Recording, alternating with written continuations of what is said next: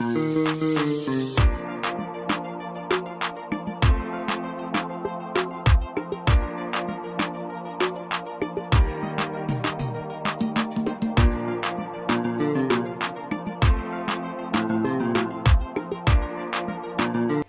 savez que nous sommes dans un programme annuel.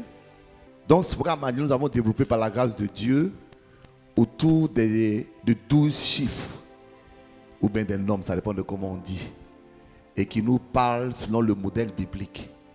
Lorsqu'on parle du chiffre 1, c'est qu'on parle de quoi? Du commencement. Et on veut que le mois de janvier et que 2022 soit pour toi un nouveau commencement. Les choses qui n'ont pas marché vont être derrière. Et Dieu a fait de nouvelles choses dans ta vie. Il dit, je m'apprête à faire une chose nouvelle que vous ne connaissez pas. Je vais mettre des chemins dans le désert et des cours d'eau dans la solitude. Donc reçois cette grâce au nom de Jésus. Le mois de février était pour nous le mois du témoignage. Parce que Dieu dit, si 2 ou 3 sont assemblés, on a prié pour que chacun reçoive un témoignage. Je crois que Dieu va le faire. Il faut dire Amen avec moi. Il faut vraiment dire Amen avec moi. Donc je crois que Dieu va le faire. Et en même temps que Dieu le fera pour le mois de février, c'est quelque chose qui est enclenché pour le futur dans ta vie. Dis Amen. Je disais, quand je parlais de témoignage, que je veux te pousser sur le vélo, le reste, il faut pédaler. Quelque chose va arriver de bon dans ta vie devant. Dis Amen. Et nous sommes donc dans le 3e mois et nous sommes dans le mois de la visitation divine. Dimanche passé, c'était la mission, donc je n'ai pas pu prêcher sur la visitation divine, j'ai parlé de mission. Mais ce dimanche-là, je vais parler et jusqu'à la fin du mois de visitation divine. Je veux que quelqu'un prenne avec moi le livre de Genèse. On va lire à partir du verset 1 jusqu'à ce que je dise de s'arrêter. Je veux voir Dieu à l'œuvre, je veux voir Dieu, je veux le voir. Restez. Chantez avec moi là-haut. Tiens-toi debout, chante une prière. Je veux voir Dieu à l'œuvre, je veux voir Dieu, je veux le voir, je veux.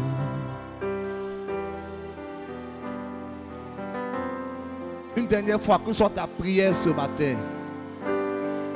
Je veux voir Dieu à l'œuvre, je veux voir Dieu, je veux le voir.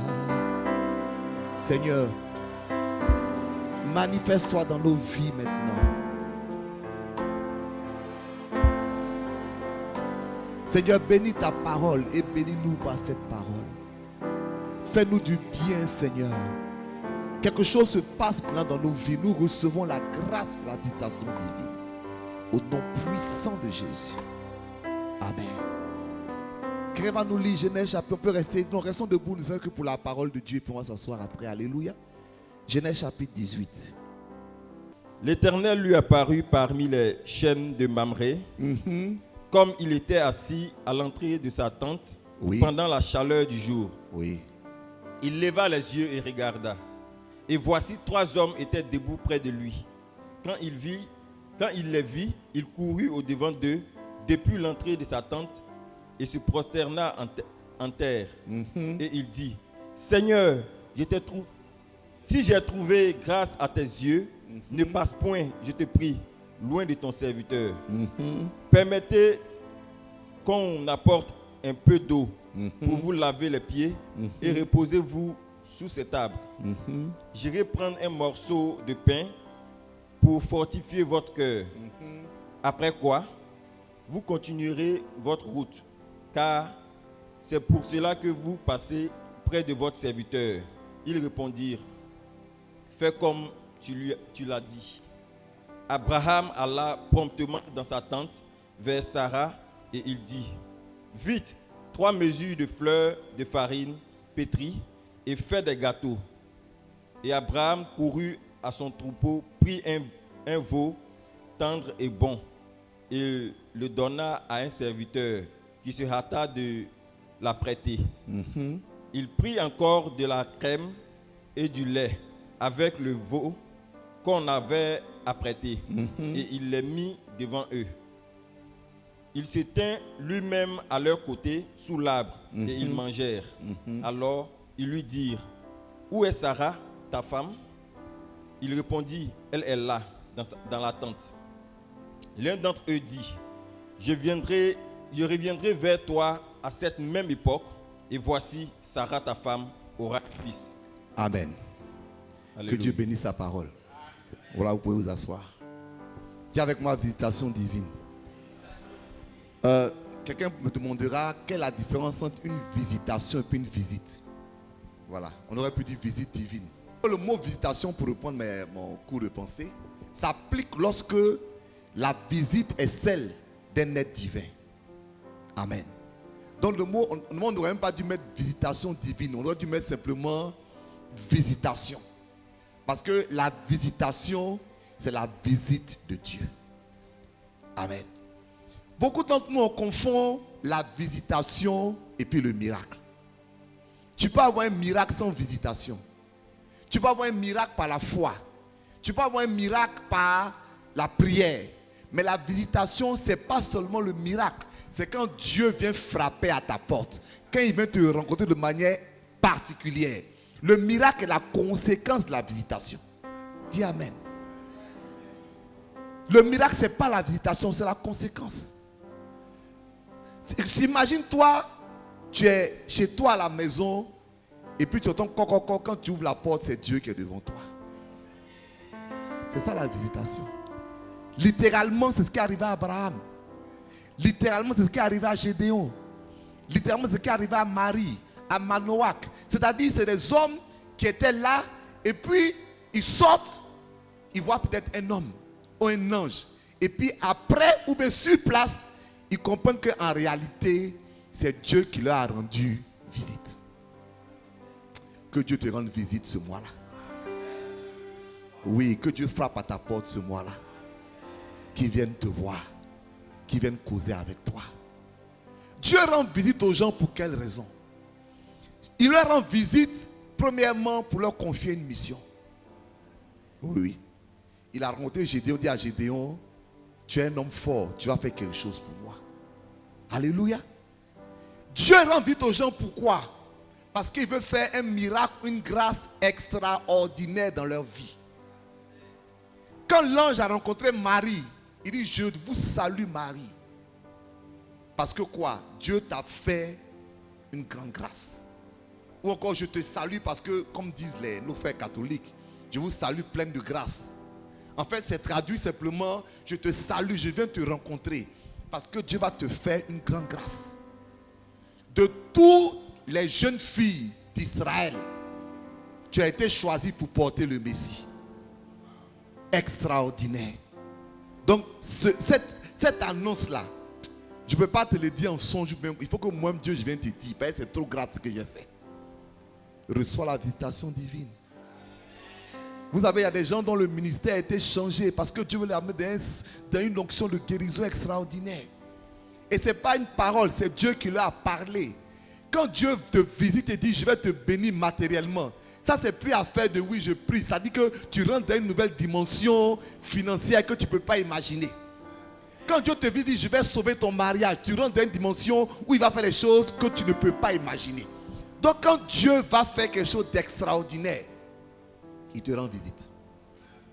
Reçois la visitation divine, mon frère, ma soeur. La troisième raison pour laquelle Dieu rend visite aux gens, c'est qu'il veut leur rappeler une promesse. La promesse dure peut-être. Et la personne commence à être découragée. Et Dieu dit: bon, je vais lui rendre visite pour lui dire: mon fils, je ne t'ai pas oublié. Ma fille, je ne t'ai pas oublié. C'est ce qu'il a fait à Abraham. Ça fait 3 ou 4 fois qu'il parle à Abraham. Dans Genèse, le chapitre 13, si mes souvenirs sont bons, il dit à Abraham: quitte ta maison. Il va dans un pays que je te montrerai. Alléluia. Dans Genèse 17, il se révèle à Abraham encore. Il change son nom pour dire: tu n'es plus Abraham, tu es Abraham. Tu seras le père d'une multitude. Et dans Genèse 18, c'est là qu'il vient le rencontrer avec les 3 personnes. Ça veut dire quoi? Quand tu calcules, il y a au moins 25 ans ces différents événements. 25 ans. Donc Dieu vient pour rappeler que je ne t'ai pas oublié. Je veux dire à quelqu'un que Dieu va venir le visiter pour dire je ne t'ai pas oublié. Peut-être il y a une promesse qui est en train de durer, mais Dieu peut te revisiter. Il ne t'a pas oublié. Reçois la visitation divine, bien-aimé. Donc voici l'histoire de Genèse 18. C'est que Abraham est assis devant sa maison sous un arbre. Et ces arbres-là s'appellent les chênes de Mamré. Je vais en parler tout à l'heure. Alors qu'il est assis, il y a 3 hommes qui passent. Remarquez qu'il est dit simplement que 3 hommes passaient. Ils n'étaient pas des anges, du moins c'était des anges, mais n'avaient pas un aspect angélique. On dit bien 3 hommes. La première question qu'on peut poser, c'est comment Abraham a su que ces 3 hommes étaient des hommes envoyés de Dieu? Il a le discernement. C'est un homme spirituel. Les hommes spirituels discernent la visitation divine. Parce que Jésus n'était pas d'une vie, il dit parce que tu n'as pas discerné le temps de ta visitation. Donc Dieu peut te visiter et puis tu peux ne pas comprendre que Dieu te visite. Et puis ça va passer. Donc Abraham voit 3 hommes, il s'approche des hommes. Et il dit quelque chose de fondamental. Il dit ne passez pas. Ça veut dire quoi? Que à la réalité, si Abraham n'avait rien fait, ils passaient leur chemin. Or, c'est Dieu qui était là. Donc, Dieu n'est pas venu passer et frapper à la porte d'Abraham. Quand je suis là, il passait. En d'autres termes, il voyait comment Abraham allait réagir au fait qu'il passe. Et si Abraham ne réagissait pas de la bonne manière, il allait passer. Dis Amen. Dis à ton voisin, ne laisse pas Dieu passer devant toi. Parce qu'il va continuer son chemin. Et puis aller voir dans une autre maison. Alléluia. Abraham a vu 3 hommes. Et voici ce qu'il leur dit. Oui, mais on ne l'a pas lu. Il dit ne passez pas. En d'autres termes, je vous ai attrapé. Déjà vous êtes des anges. Il dit mais Seigneur. Il dit Seigneur. Donc il a une révélation. Il dit vous là, vous jouez aux gens simples là. Vous n'êtes pas des gens simples. Ne passez pas. Restez chez moi. Et il fait 3 choses. La première chose c'est que il se prosterne. Donc il se met en adoration. La seconde chose, il leur dit, ne passez pas, je vais laver vos pieds. En d'autres termes, je vais vous servir. Alléluia. Il se met en adoration, il se met dans l'esprit de les servir. Et puis 3, il dit, non seulement ça, vous n'êtes pas passé comme ça, je dois vous faire une offrande. Il dit à ma femme de préparer pour vous. Il est parti chez... Quand les gars ont dit oui, il est parti courir, il dit vite. Il ne faut pas que tu dures ton plat que tu fais, il dit vite. Il faut faire vite. On dit il a couru, parti chercher le meilleur de vous. Donc on dit, il a dit, Père Abraham, cet homme, il a beaucoup de services. Il dit, préparez-moi un michui rapidement là. Vite. Du pain. Il faut qu'il mange. Et quand ils ont fini de manger, parce que c'est ces 3 choses qui ont fait qu'ils sont arrêtés. Dis Amen. C'est pourquoi ils se sont arrêtés. Sinon ils passaient. Quand ils ont fini de s'arrêter, de bien manger, ils disent ok Abraham, où est ta femme? Ce qui est intéressant, c'est en fait ils venaient pour ça. Mais ils ne venaient pas pour ça. Ils venaient pour ça. Cependant, il a fait qu'Abraham fasse certaines choses pour que ce pourquoi ils sont venus s'accomplissent. Car si Abraham n'avait pas fait ces choses, vous allez continuer. Oh, ça fait 25 ans au moins qu'Abraham attend. 25 ans. Parce que dans Genèse 17, là, quand Abraham se révèle à lui, quand tu te révèles à Abraham, il a 99 ans. Donc actuellement là, il a autour peut-être de 100 ans et quelques. Or, c'est depuis 75 ans que Dieu lui a dit, quitte ta maison. Ça fait 25 ans il attend. Et puis les ans avaient passé encore. Cadeau comme ça. On ne sait pas où. On ne sait pas que ça allait repasser encore. Parce que le plan de la visitation divine, c'est que la visite de Dieu est engendré, généré par Dieu. Voilà. Quand un président te dit de venir te voir, c'est le président qui dit de venir te voir. C'est pas toi qui peux forcer le président à te voir. Je sais que ça vous dérange, mais c'est comme ça. Tu ne peux pas obliger Dieu à te visiter. Tu peux créer les circonstances qui lui donnent l'envie de te visiter. Alléluia. Et comme tu as créé les circonstances qui lui donnent l'envie de te visiter, il faut être attentif à cette visite. Parce qu'il a beaucoup de gens à voir. Si tu fais bizarre, il va chez l'autre. Donc, il dit, les anges disent à Abraham, d'abord, on va voir que vraiment, ce n'est pas réellement des anges. Parce que pour cette fois-là, ce n'est pas une visitation angélique, c'est une visitation divine. Parce que quand il y a un ange qui dit à Abraham, il dit, je reviendrai, je te donnerai. Et on a commencé au verset, on dit, l'Éternel a rendu visite à Abraham. Ça veut dire quoi? Lui a apparu. Ça veut dire quoi? Que ces trois anges-là, en quelque sorte, ces trois hommes-là, c'est Dieu, le Père, le Fils, le Saint-Esprit. Une grâce particulière. Le Père, le Fils, le Saint-Esprit, dans la maison d'Abraham. Dieu dans sa totalité, dans sa trinité. Il dit, ok, je reviens l'année prochaine. Et ce que tu attends depuis longtemps là, l'année prochaine, à la même heure. C'est-à-dire, comme il faut 9 mois pour enfantement, je te donne le temps de travailler un peu. Dans l'année prochaine, on se revoit. Alléluia. Que Dieu se souvienne de toi et qu'il te donne une promesse et une bénédiction au travers de la visitation divine. Donc je vais en parler ce dimanche, le dimanche prochain et le dimanche prochain. Reste connecté s'il te plaît, pour que Dieu se souvienne de toi. Mais on va commencer par l'attitude d'Abraham au moment de la visitation divine. Abraham est assis devant sa maison et il est dit alors qu'il fait très chaud. Vous savez, souvent il y a des contradictions qu'on ne comprend pas. Parce que s'il fait chaud, il faut que je me mette sous la protection. Je ne me mets pas au soleil pendant qu'il fait chaud. Mais Abraham, par cette attitude, nous m'apprend quelque chose. Dieu visite les gens qui sont assis pendant qu'il fait chaud. Pas les gens qui sont agités. Pas les gens qui courent. Pas les gens, c'est les gens dans la chaleur, c'est-à-dire dans la difficulté, dans l'épreuve, dans le feu. Ils sont assis. Parce que le symbole d'être assis, c'est le symbole de la confiance. Alléluia. Jésus est monté avec Pierre dans le bateau. Il dit, asseyons-nous. Alléluia. Jésus voulait multiplier le pain. Il dit, asseyons-nous. C'est-à-dire, je ne fais pas des miracles dans le trouble, dans l'angoisse. Non, c'est pas comme ça. Vous savez, nous avons un problème. Nous, on pense que plus tu attrapes le coup de Dieu, plus Dieu t'exauce. C'est pas vrai. Ça me fait rire, ça rappelle une histoire. Je ne sais pas si c'est vrai, mais ce n'est pas vrai.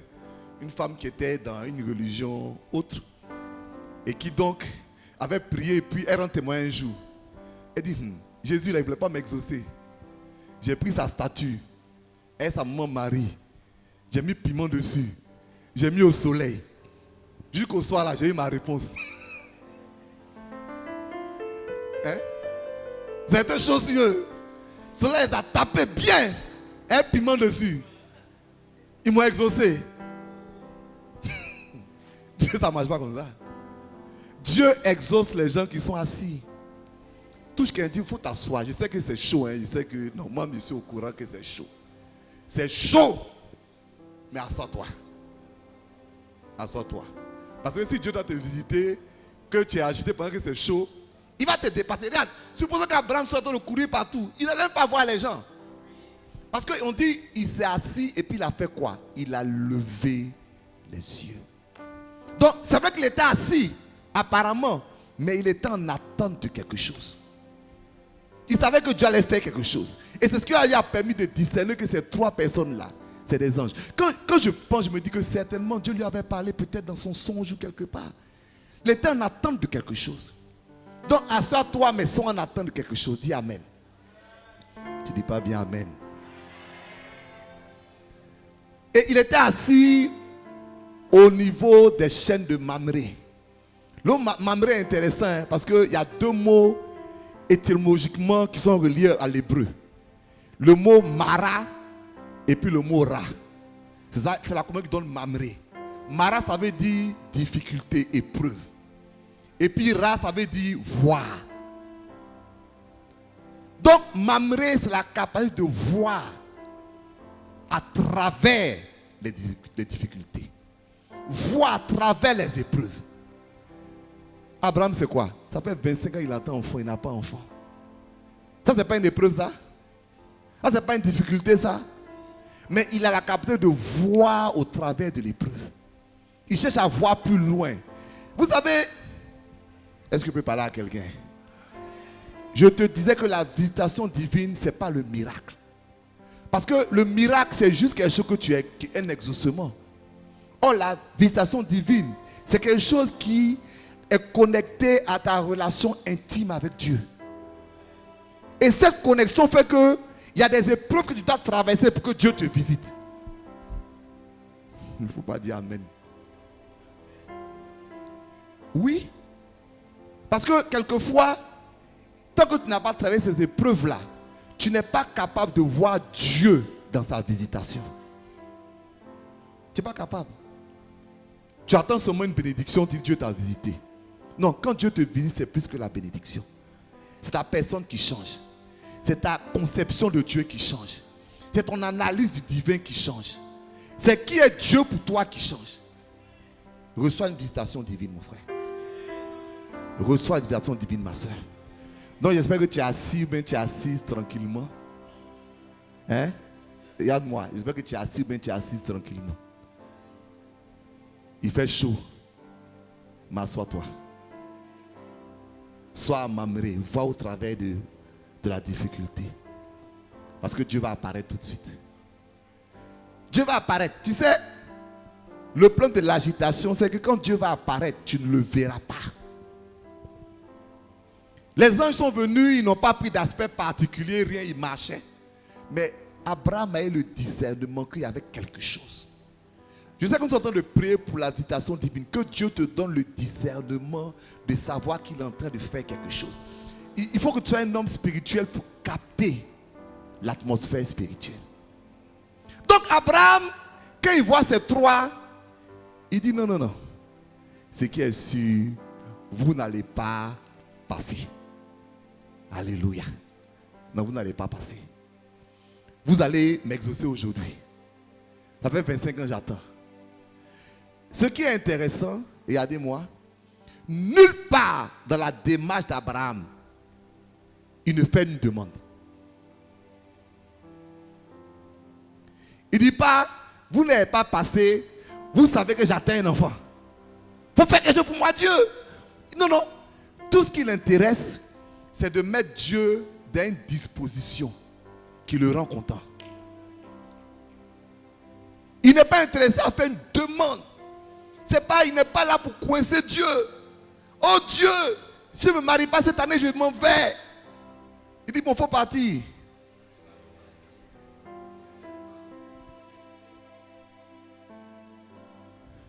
Mon affaire là, Dieu, tu n'as pas résolu, je te quitte. Il dit, il faut partir. S'il y a quelqu'un qui est dans l'épreuve, c'est Abraham. Dieu lui a fait 3 promesses. 3 promesses. Pas promesses, 3 promesses qui ne sont pas encore exaucées. Père d'une multitude, je te donnerai un territoire. Je rendrai ton nom grand. 3 promesses. À cet instant-là, aucune n'est exaucée.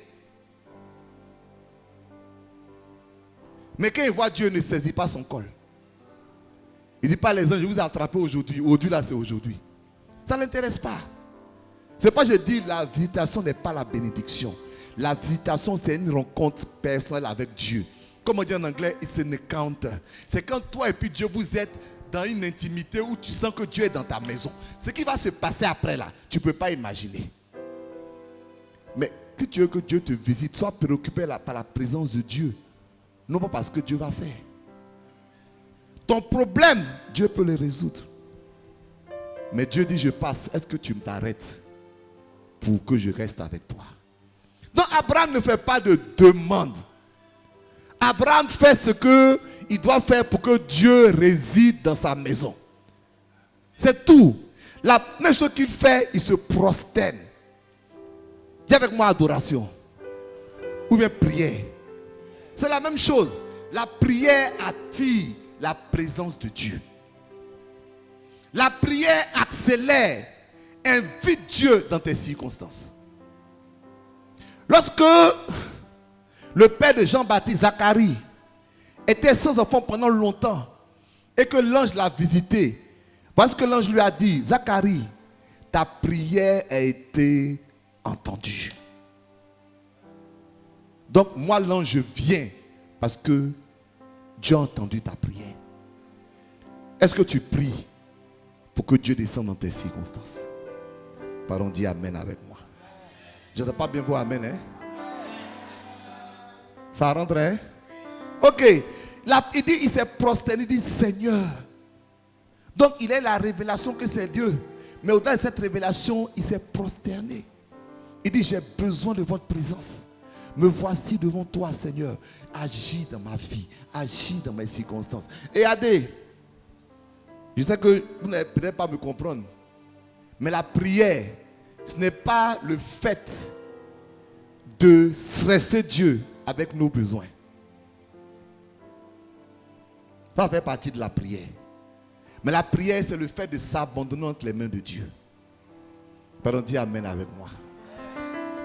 Bien aimé, je causais avec quelqu'un il n'y a pas longtemps, il lui disait, notre véritable problème, c'est que nous ne comprenons pas le sens du mot foi. Parce que le mot foi pour nous égale croire. Or, foi, c'est fides. Et fides, le mot qui est le plus proche dans le français de fides, c'est fidélité ou encore confiance. Maintenant, croire, il n'y a pas la racine fides.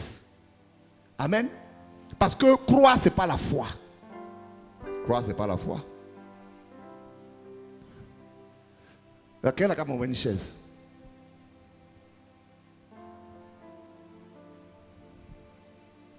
Je ne sais pas si ça a passé dans le film, mais ce n'est pas grave. Il faut que je fasse quand même.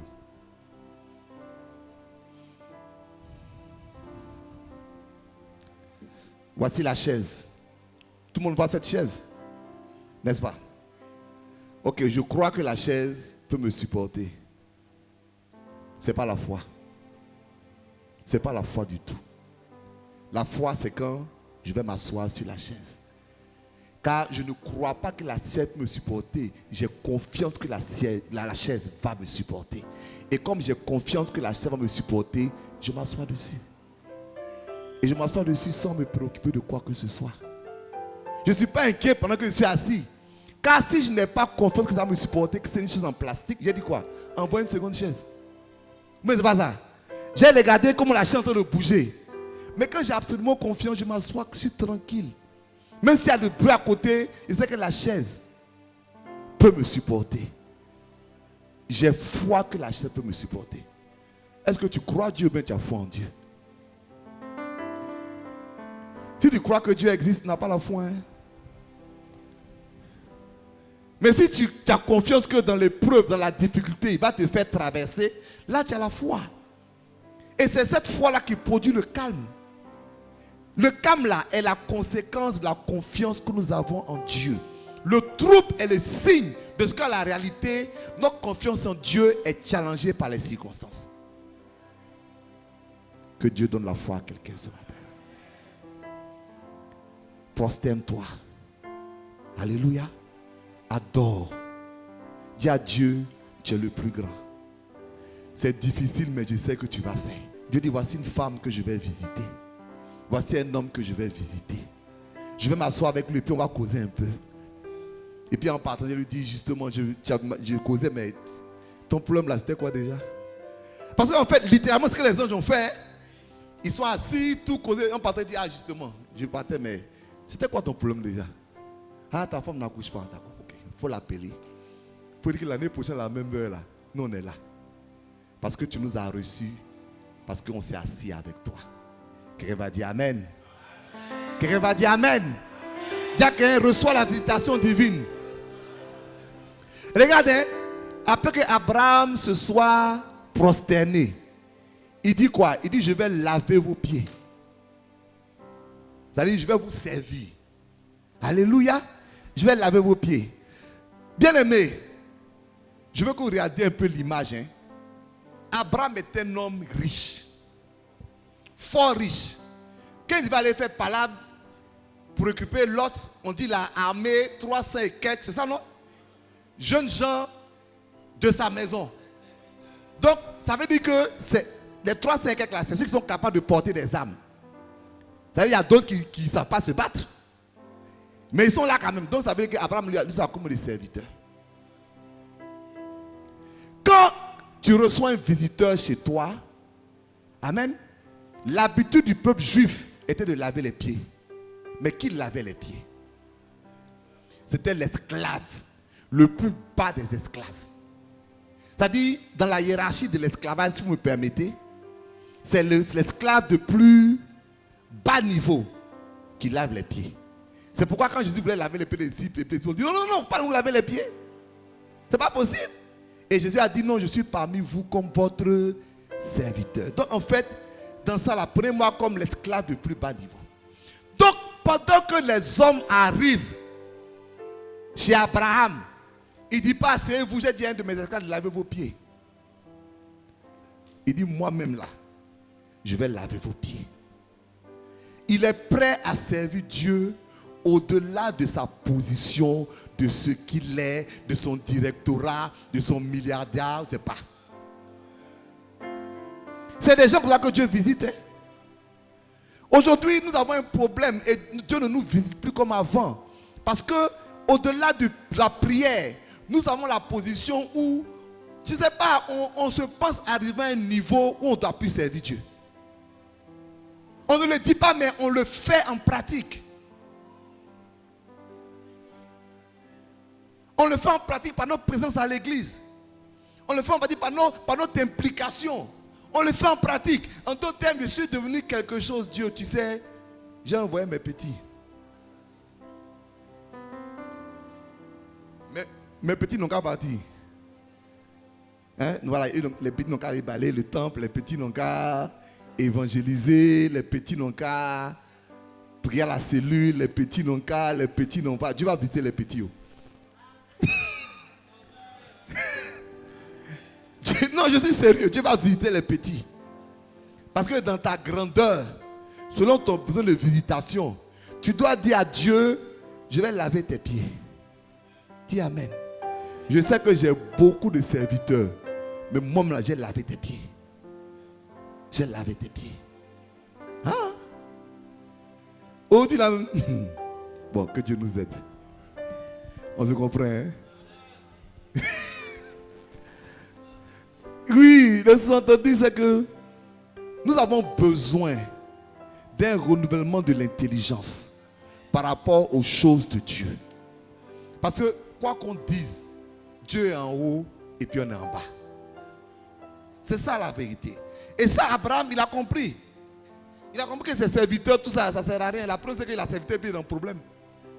Aucun de ces 1000 serviteurs n'a pu résoudre son problème. Mais c'est Dieu qui peut résoudre. Et puis je vous rappelle que jusqu'à présent, il dit tout ça là. Mais Dieu n'a encore rien dit. Hein? Il n'a même pas encore dit je suis Dieu, rien. Il voit 3 hommes, il a la révélation que cet homme c'est Dieu. Il commence à agir. Dieu n'a pas dit je suis Dieu. Lave mes pieds. Lave mes pieds. Parce que je suis Dieu. Dieu est venu simplement. Alléluia. Il voulait savoir quelle serait l'attitude d'Abraham par rapport à sa simplicité. Je le dis parce que aujourd'hui, les chrétiens aiment les églises ou les lieux où on les stresse. Non, ils aiment ça. Ils aiment ça. Ils n'aiment pas les lieux, les églises où on leur donne la liberté de servir Dieu d'eux-mêmes. Ils n'aiment pas ça, la simplicité là. Ils n'aiment pas ça. Les choses de Dieu, souvent j'ai réfléchi beaucoup. Hein, et puis je me bats dans la prière avec Dieu. Là, je vous fais un aveu. Je dis, Seigneur, je sais pas moi, mon ministère, j'aime tout faire avec simplicité. C'est comme ça que je suis. Et beaucoup de gens me l'ont reproché. Hein. On dit, non, Bishop, Parce que tu es trop simple. Il faut créer un mystère. Créer un mystère autour de toi. Parce que les chrétiens aiment le mystère. Et je crois que c'est la vérité. Ils aiment le mystère. Ils aiment le pasteur, tu ne le rencontres pas. Quand je viens, il y a 2 ou 3 personnes qui viennent. Et que magiquement, quand je parle, je fais comme ça. Waouh, c'est toi, mais ouais. Moi, je peux faire ça aussi. Mais à la réalité, est-ce que Dieu s'est présenté comme ça à Abraham? Pas du tout. Dieu s'est présenté à Abraham dans sa simplicité. Et il voulait voir comment Abraham allait réagir à la simplicité de Dieu. Il dit, je vais laver tes pieds. Que Dieu vous aide à servir Dieu. À vous engager dans les départements. À laisser votre position. Et puis à venir faire le travail le plus basique de l'église. Dis Amen. Dis Amen. Est-ce qu'on est ensemble? Il adore Dieu. Amen. Il sert Dieu. Et puis il fait une troisième chose. Il vient de faire une offrande. Bien aimé, Dieu aime offrande. Dieu aime offrande. Pardon, dis bien Amen. Tout à l'heure, le pasteur Stan faisait référence. J'étais l'orateur d'une cérémonie de l'église Foursquare de Yopougon. Et puis je prêchais sur la nécessité. Entre autres, je prêchais sur la maturité spirituelle. Et les 20 ans, est-ce que ça représente? Voilà. Et je disais par exemple que la Bible dit que ne prend les gens en âme que lorsqu'ils ont 20 ans. Donc après 20 ans, tu considères comme un adulte qui sait se battre. Mais on dit, deuxièmement, ne prends les offrandes pour les temples que pour les gens qui ont 20 ans. Donc, je dis qu'à partir de 20 ans, tu dois être capable d'investir dans l'œuvre de Dieu. Dis Amen. Donc, quand on dit 20 ans, il ne faut pas voir ça comme 20 ans. Ça dit qu'il y a un niveau de maturité spirituelle. Où Dieu considère que ta maturité spirituelle ne doit pas être seulement un mécanisme de prière. Mais ta capacité à investir dans l'œuvre de Dieu détermine si tu es spirituellement mature ou pas. Donc si dans ton chemin chrétien, tu n'es pas arrivé à un niveau de maturité où tu peux investir, tu es encore un enfant.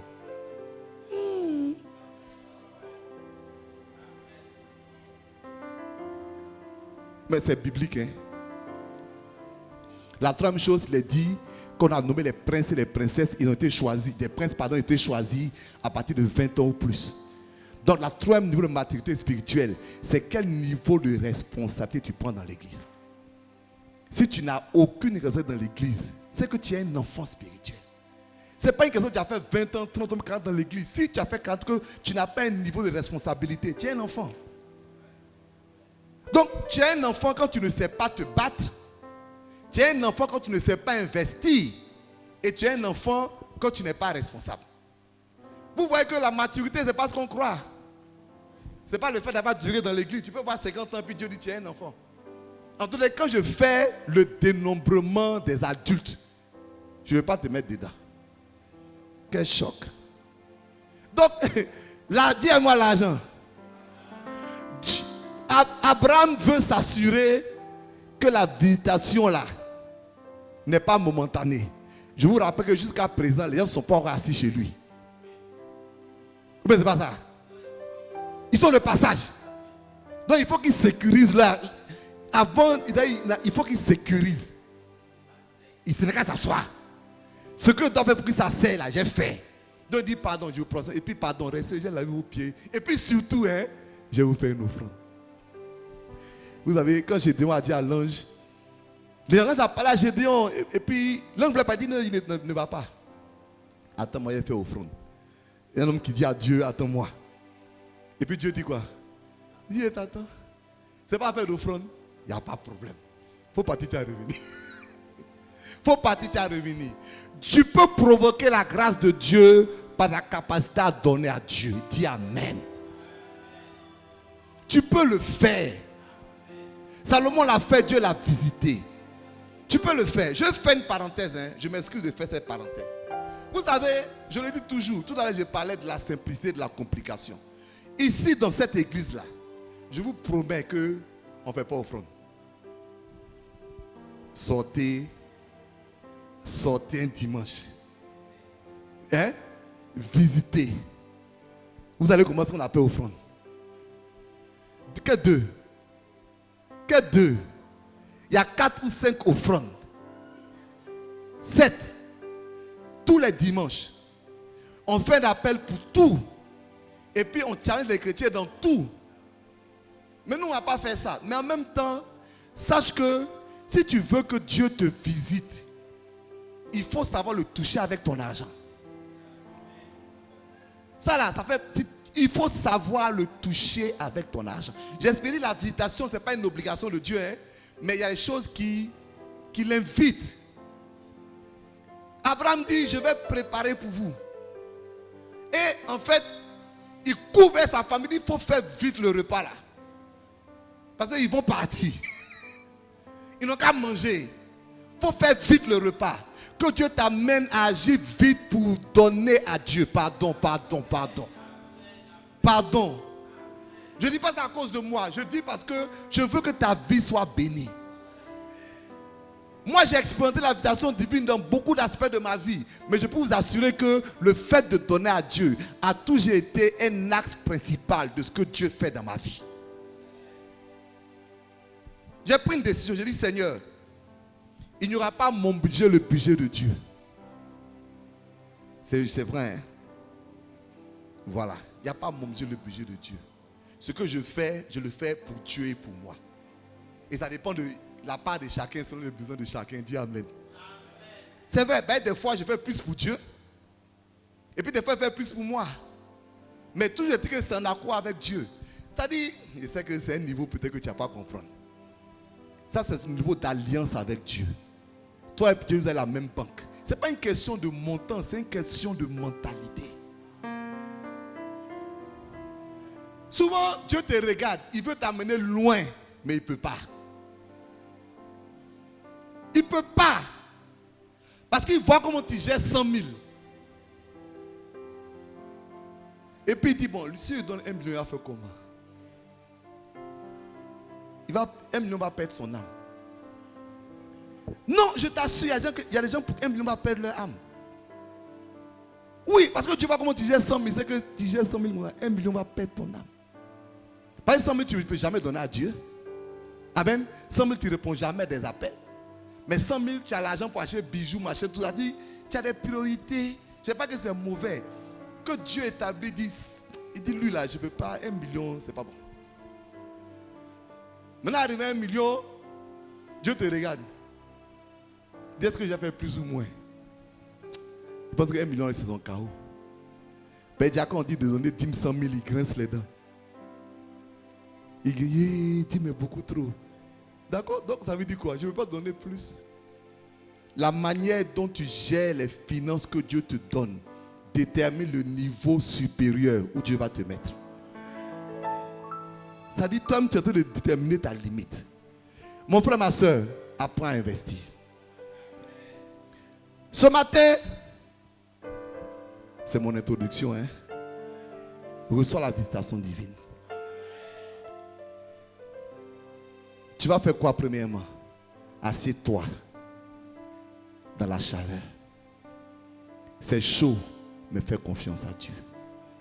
C'est chaud, mais fais confiance à Dieu.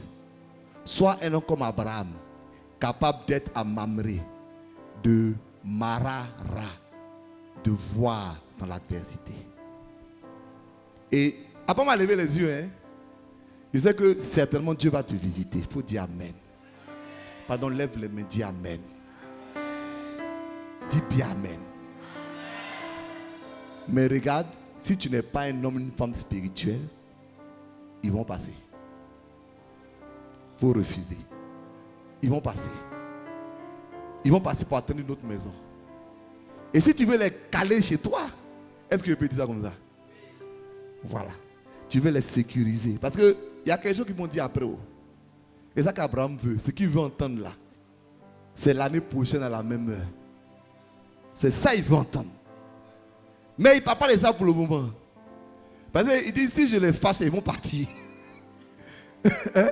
Voilà, si je ne fais pas bien, ils vont partir. Donc pour le moment, ils n'ont qu'à s'asseoir d'abord. Le Père, le Fils, le Saint-Esprit. Je n'ai pas de visitation divine. Il y a beaucoup de gens qui ont des visitations divines. Gédéon a été visité. Le père de Samson, Manoah, a été visité. Marie a été visitée. Zacharie a été visité. Même Corneille a été visité. Toutes ces personnes ont été visitées. Hein? Mais il y a une seule personne qui a été visitée par le Père, le Fils et le Saint-Esprit. C'est Abraham. Les trois sont descendus. Pas un, les trois. C'est quelque chose d'exceptionnel, de glorieux. Je crois qu'en ce troisième mois de l'année, Dieu te visitera. Le Père, le Fils et le Saint-Esprit. Dieu te visitera. Tu sais, l'attitude de ceux que Dieu a visités a toujours été la même. Il n'y a pas un qui s'est enorgueilli de cette visite. Parce qu'à la réalité, eux tous ont bien compris qu'ils ne sont pas dignes de la visite. Marie dit, ta servante n'est pas digne. Manoah dit même à sa femme, il dit, hé! Donc on a vu Dieu, on est mort. Il dit, on est mort. Ça veut dire, non, toi aussi. Si l'ange voulait nous tuer, il a nous tué depuis longtemps. Il dit, non, non. Ça veut dire que Dieu est tellement grand que l'habitation divine est une grâce que Dieu nous fait. Mais je crois que quelqu'un va la recevoir en ce mois, en cette période. Bon, tiens-toi debout avec moi. Dis avec moi que Dieu me visite. Voilà, que Dieu me visite, que Dieu me visite. Tiens-toi debout avec moi, tiens-toi debout avec moi. Je veux voir Dieu à l'œuvre. Je veux voir Dieu, je veux le voir. Je veux Dieu à l'œuvre. Je veux. Je dis, je veux voir Dieu à l'œuvre. Je veux voir Dieu, je veux le voir. Il va agir dans ma vie, à l'œuvre dans ma vie, dans mes circonstances. Tiens-toi debout avec moi, lève les mains, conscience de prière. Dis, je veux voir Dieu à l'œuvre. Je veux te voir à l'œuvre, Seigneur. Je veux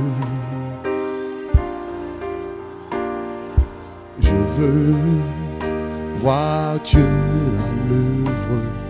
Je veux voir Dieu, je veux le voir. Manifeste-toi, Seigneur. Alléluia. On lève les mains. On va prier, on va dire, Seigneur, visite-nous. Tu vas prier, tu vas d'abord demander à Dieu de t'aider à t'asseoir. Pardon. Je sais que tu es certainement troublé. L'épreuve que tu traverses, c'est comme la chaleur. C'est comme la difficulté. Tu es certainement troublé parce que l'épreuve est difficile. Mais en même temps, Abraham s'est assis. Il n'y a pas de miracle quand on ne s'assoit pas. Pour la multiplication, Jésus a dit au peuple de s'asseoir. La Bible dit que pour la pêche miraculeuse, Jésus s'est assis dans le bateau. S'il ne s'assoit pas, il ne fait rien. Si toi tu ne t'assois pas, il ne fait rien. Assieds-toi. Je sais que tu me dis, mais pasteur, comment il fait pour m'asseoir? Parle à Dieu. Présente-lui la situation. Dis-lui que je veux m'asseoir. Je veux m'asseoir. Je veux m'asseoir. C'est vrai, c'est chaud, mais je ne veux plus être agité. Je refuse d'être agité. Je refuse d'être troublé. Voilà, prie. Dis, Seigneur, aide-moi à m'asseoir. Aide-moi à m'asseoir. Aide-moi à m'asseoir. Aide-moi à m'asseoir. Aide-moi à m'asseoir. Je ne veux plus être troublé. Aide-moi, Seigneur. Je veux m'asseoir. Apporte la situation financière, maritale, de santé, de travail, de ministère. Et dis, Seigneur, aide-moi à m'asseoir. Je veux m'asseoir. Merci, Seigneur. Vous savez, la deuxième des choses que Abraham a fait pour que tu vas prier, il faut lever les yeux. C'est-à-dire, tu es assis, mais sois en attente de quelque chose. Dis Amen. Pardon, dis Amen. Il y en a qui ont terminé, ils ont baissé les yeux. C'est-à-dire, l'épreuve est tellement forte que maintenant, ils baissent les yeux. Ils ne cherchent pas à voir Mamré. C'est-à-dire, à voir au travers de l'adversité. Donc, lève les yeux. Je sais que si on est en train de prier, c'est parce que Dieu va faire quelque chose. Mais si tu ne lèves pas les yeux, les anges vont passer, Dieu va passer. Tu ne le verras pas. Parce que le problème de Dieu qui passe, c'est qu'il ne passe pas dans l'habit que tu veux des fois. Dis Amen. Il ne passe pas le visage que tu veux des fois. Il passe. Mais toi, tu ne le reconnais peut-être pas. Parce que ces hommes-là, ils n'avaient rien de glorieux. C'était des hommes. 3 hommes. Si tu n'as pas le discernement, tu vas dire que ce n'est pas Dieu. Or, peut-être que ton affaire est bloquée. Dieu va venir faire quelque chose pour débloquer l'affaire. Mais toi, tu vas dire que ce n'est pas Dieu. Ou bien ton mariage, il y a une solution qui est devant. Alléluia. Mais toi, tu t'attends à quelque chose. Vous savez, la difficulté du miracle qu'on attend, c'est qu'on attend le miracle d'une manière. Et Dieu fait le miracle d'une manière différente. Moi, j'ai beaucoup expérimenté ça en matière financière. En matière financière, je crois. Dans le domaine financier, pour être précis. Une fois, je disais à ma femme, il y avait une situation financière et puis on attendait tous un miracle, en tout cas de quelque chose qu'on attendait. Et je lui ai dit que Dieu m'a dit qu'il allait faire. Mais où on attendait là, ça n'est pas passé comme ça. Voilà. Mais c'est où on n'attendait pas là que ça s'est passé comme ça. Donc souvent tu t'attends à Dieu d'une manière. Dieu se présente d'une autre manière. Le problème de la manière dont on s'attend à Dieu, c'est qu'on veut obliger Dieu à nous visiter de notre manière. Or la visitation divine, c'est Dieu qui décide.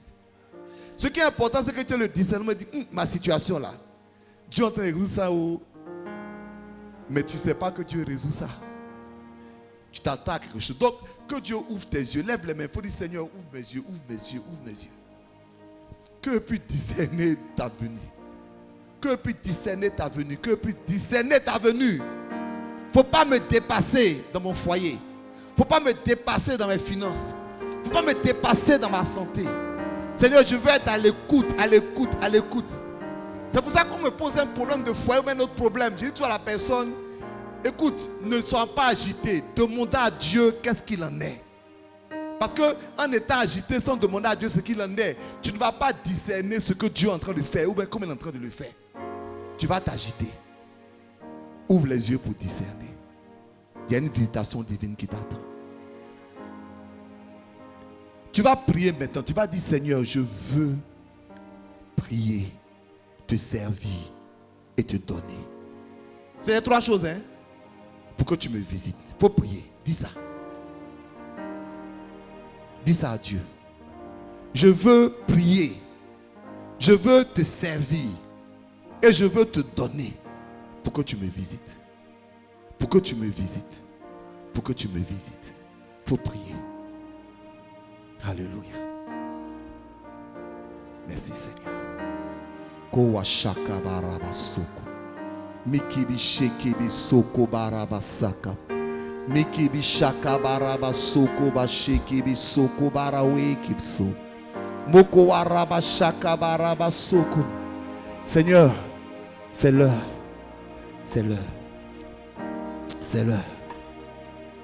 On va lever les mains maintenant. C'est l'heure de la visitation divine. Père, tu as visité Abraham. Et il y avait une situation qui était bloquée depuis 25 ans au moins, que tu as débloquée. Ce matin, nous t'apportons nos circonstances. Débloque des situations. Débloque des situations. Débloque des situations. Nous voulons voir ta main miraculeuse. Comme une fois que tu as rendu visite à Abraham, tu lui as demandé, où est ta femme? L'année prochaine à la même heure. Comme je suis chez toi, je vais changer tes circonstances. Seigneur, tu as dit la même chose quand tu as visité Zacharie. Seigneur, tu as élevé Gédéon quand tu l'as béni. Seigneur, tu as visité l'amant de Manoah. C'est toi qui bénis ceux que tu visites. Bénis-nous puissamment. Nous attendons à toi. Au nom de Jésus. Amen. Acclame très fort le Seigneur, s'il te plaît, ce matin.